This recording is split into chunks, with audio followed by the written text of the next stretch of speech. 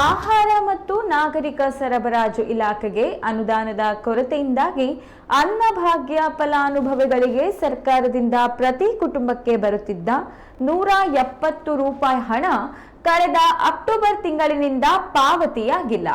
5 KG ಅಕ್ಕಿಯ ಬದಲಾಗಿ ಸರ್ಕಾರ ಫಲಾನುಭವಿಗಳ ಖಾತೆಗೆ ₹170 ಪಾವತಿಸುತ್ತಿತ್ತು. ಕಾಂಗ್ರೆಸ್ ಸರ್ಕಾರ ಜಾರಿಗೆ ತಂದ 5 ಭರವಸೆಗಳಲ್ಲಿ ಅನ್ನಭಾಗ್ಯ ಕೂಡ ಒಂದಾಗಿದ್ದು, 2023ರ ರಾಜ್ಯ ವಿಧಾನಸಭಾ ಚುನಾವಣೆಗೆ ಮೊದಲು ಮುಖ್ಯಮಂತ್ರಿ ಸಿದ್ದರಾಮಯ್ಯ ಅವರು 10 ಕೆಜಿ ಅಕ್ಕಿಯನ್ನ ಬಡತನ ರೇಖೆಗಿಂತ ಕೆಳಗಿರುವ ನಾಗರಿಕರಿಗೆ ನೀಡುವುದಾಗಿ ಘೋಷಿಸಿದರು.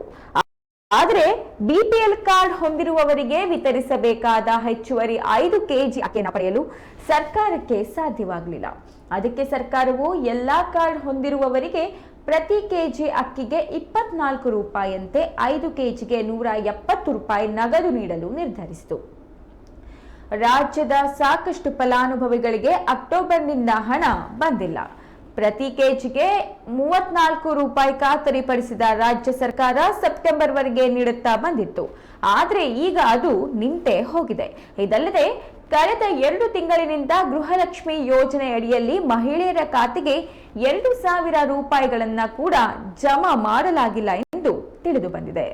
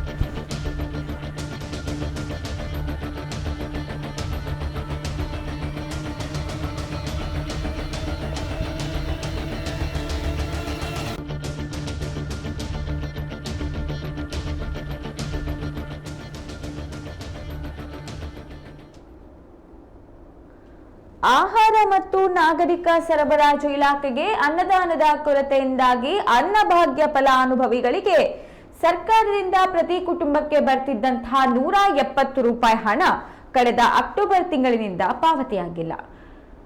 5 ಕೆಜಿ ಅಕ್ಕಿಯ ಬದಲಾಗಿ ಸರ್ಕಾರ ಫಲಾನುಭವಿಗಳ ಖಾತೆಗೆ ₹170 ಪಾವತಿಸುತ್ತಿತ್ತು. ಆದರೆ ಬಿಪಿಎಲ್ ಕಾರ್ಡ್ ಹೊಂದಿರುವವರಿಗೆ ವಿತರಿಸಬೇಕಾದ ಹೆಚ್ಚುವರಿ 5 ಕೆಜಿ ಅಕ್ಕಿಯನ್ನ ಪಡೆಯಲು ಸರ್ಕಾರಕ್ಕೆ ಸಾಧ್ಯವಾಗಲಿಲ್ಲ. ಪ್ರತಿ ಕೆಜಿ ಅಕ್ಕಿಗೆ ₹34 5 ಕೆಜಿಗೆ ₹170 ನಗದು ನೀಡಲು ನಿರ್ಧರಿಸಿತು. ರಾಜ್ಯದ ಸಾಕಷ್ಟು ಫಲಾನುಭವಿಗಳಿಗೆ ಅಕ್ಟೋಬರ್ ತಿಂಗಳಿನಿಂದ ಈ ಹಣ ಬಂದಿಲ್ಲ. ರಾಜ್ಯ ಸರ್ಕಾರವು ಸೆಪ್ಟೆಂಬರ್ವರೆಗೆ ನೀಡುತ್ತಾ ಬಂದಿದ್ದು, ಆದರೆ ಈಗ ಅದು ನಿಂತೇ ಹೋಗಿದೆ. ಇದಲ್ಲದೆ ಕಳೆದ 2 ತಿಂಗಳಿನಿಂದ ಗೃಹಲಕ್ಷ್ಮಿ ಯೋಜನೆಯಡಿಯಲ್ಲಿ ಮಹಿಳೆಯರ ಖಾತೆಗೆ ₹2,000 ಕೂಡ ಜಮಾ ಮಾಡಲಾಗಿಲ್ಲ ಎಂದು ಕಂಡುಬಂದಿದೆ.